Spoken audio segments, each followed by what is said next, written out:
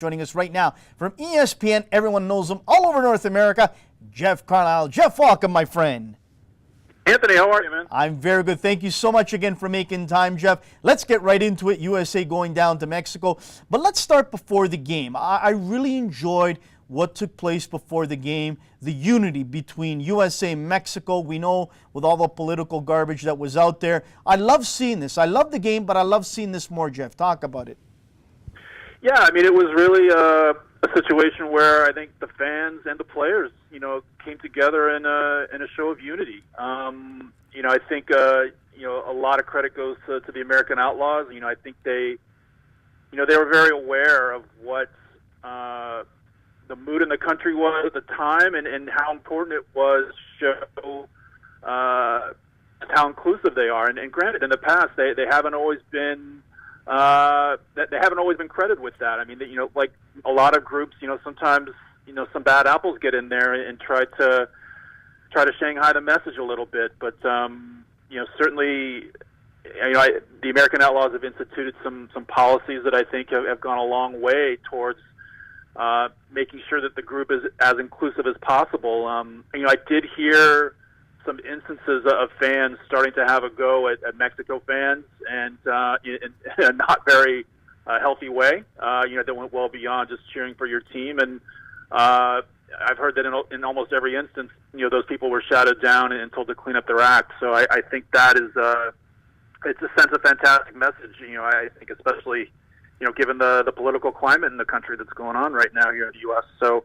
And then I think the photo, before the game, that where both teams kind of mixed each other up instead of having just the two-team photos. There was one combined photo, and I think that set a great message as well. And I heard that was pretty spontaneous. It wasn't. I don't think the benches even knew anything about what went down there. So I think it was a great spontaneous reaction and gesture, and I think the message that it sent was fantastic. It really was. It was beautiful to see. It gave me chills watching that, and it was enjoyable to see it. Let's talk about the game. In certain moments, this game was going back and forth, up and down, all around, but in certain points, there was times that you thought to yourself, hey, if Mexico comes away with a result here, they're happy with it. But the U.S., to me, looked out of sorts in certain times of the game. Maybe I'm wrong. Talk about it, Jeff. Well, I think certainly the first 25, 30 minutes, they were very out of sorts. And in my opinion, that was down to the formation. I think, Jurgen Klinsmanns, he likes to gamble at times. And he likes to gamble with personnel, and he likes to gamble with his formation a little bit as well. And I think this was one instance where it kind of bit him in the rear end. I think, certainly everyone in the press box was surprised. There have been whispers earlier in the day that Klinsmann might break out a three-back system, but certainly I couldn't think of anyone in the press box who thought that made any sense, especially given the way that the team played in Copa America, where they had a lot of success with the 4-4-2. Granted, some of the personnel has changed. I mean, Clint Dempsey isn't, with the team at the moment just due to his health issues.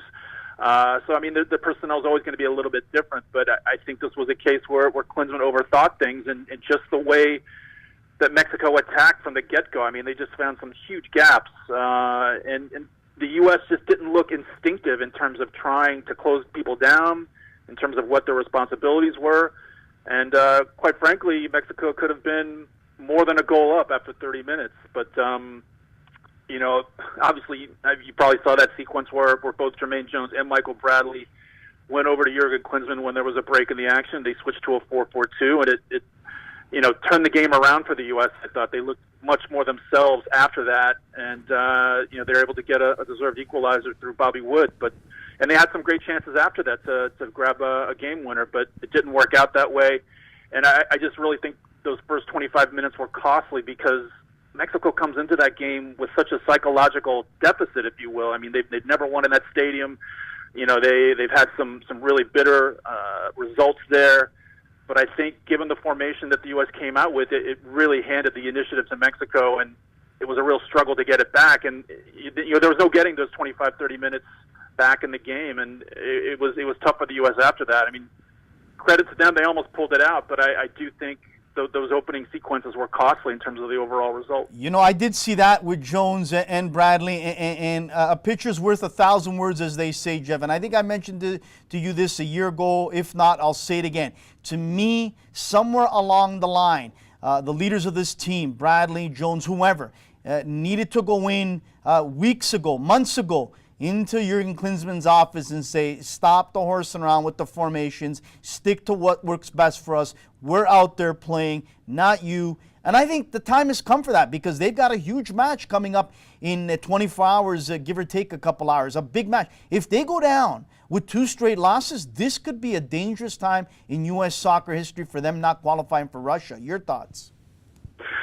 Well, I think even if they lose tomorrow, I mean, I still don't think it's fatal. I mean, there's 8, there will be 8 games left, but what it does is it really does ratchet up the pressure, because everyone remembers the last cycle when Mexico was really struggling. You know, every time they had a home game, everyone's like, okay, this is the time, this is the game where they're going to set things straight. They're going to get back on their feet, and it kept not happening. So, obviously, if you're a U.S. coach or player or fan, the last thing you want is to be put in that situation where the pressure just keeps increasing. So, we'll see what happens tomorrow.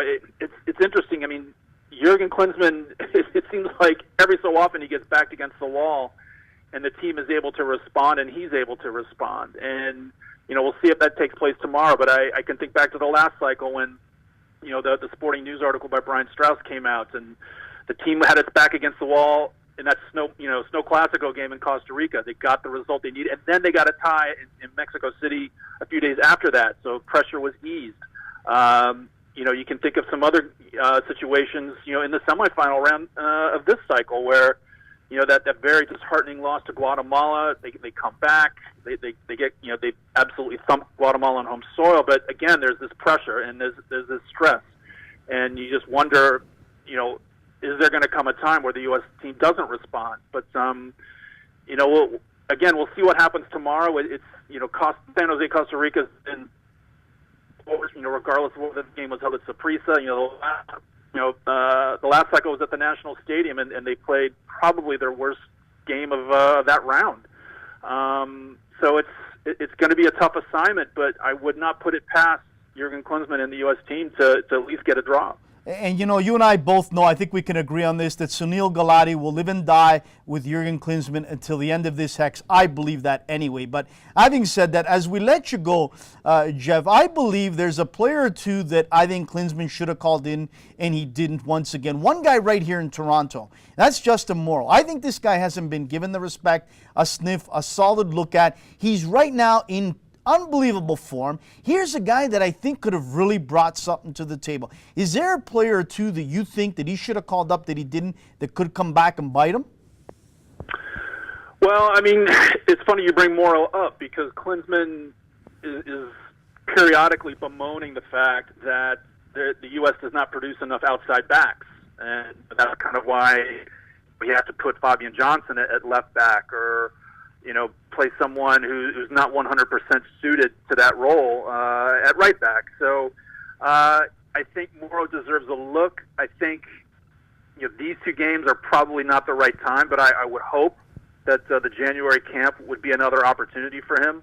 Another guy is Jorge Villafana. I mean, he's obviously did very, very well for the Portland Timbers last year on their way to MLS Cup. He's gone down to Mexico and plied his trade there. So I think he's another guy that fans would like to see, and possibly free a guy like Fabian Johnson up, to have him play more, closer to the opposition goal. So those 2 guys come to mind. I mean, everyone talks about Benny Feilhaber, but I mean, for me, that ship has sailed. I mean, that is just a personality clash that is not ever really gonna heal. It's not ever gonna get solved. So I think everyone kind of needs to move on from that. As talented as I think Feilhaber is, and as much as I admire his game, I just don't see that happening. But I think those 2 guys, I mean, certainly those are 2 good candidates. Another guy that I'd like to see down the road is Sebastian Lletget. I think just his technical ability, he's deceptively quick. I think the one weakness he has is, speed, his cruising speed over long distances to trying to be able to track back. But certainly, in the attacking half, I think he's got a guy with great ideas. So he's another guy that I'd like to see brought in January. You wonder if he never committed to Italy way back when, and he escaped some of those injuries, if Giuseppe Rossi wouldn't have looked good in a USA uniform, Jeff. Oh, I think he would have looked fantastic in a USA uniform. But I think there's another instance where the guy followed his heart, and that's why for me I don't blame Giuseppe Rossi for making the decision he did. I think that was playing for Italy, being a professional in Italy. I think that was a dream he had. I think selfishly from a U.S. perspective, yeah, it would have been great if he could have worn the red, white, and blue. But again, I think every situation is different. I think. We just lost Jeff. Are you still there, Jeff? Can you hear me? Yeah, we got you now. Yeah. Oh, sorry about that. Yeah, I just think Giuseppe Rossi did what was in his heart, and that's why I don't. I don't. No, I respect him as well, Jeff. I totally respect what he did. I just feel for the guy now as we close it out, because now, as he's getting healthier and healthier, he's still not given a chance by the Italian team under Ventura, and I don't think he will be given a chance. And to me, here's a guy that I think would have loved to have this opportunity now to play in CONCACAF, in the Hex, back home. I think it would have been real special for him. Absolutely. I think he's a fantastic player, and it's just a shame that he's had to go through such difficult times with injuries that he has. But again, that's another ship that sailed. So that's one of those what ifs. Jeff, really appreciate you making time, my friend. Enjoy the game against Costa Rica. Thank you so much, and enjoy the MLS Cup as well. That'll be coming down in a few weeks' time. Hopefully, one of Toronto or Montreal can be victorious for the first time for a Canadian team over an American team. That would be special. If not, we know the one Canadian team will be in there. So again, Jeff, thank you so much. God bless. Really appreciate your time. Anytime, Anthony. Take care now.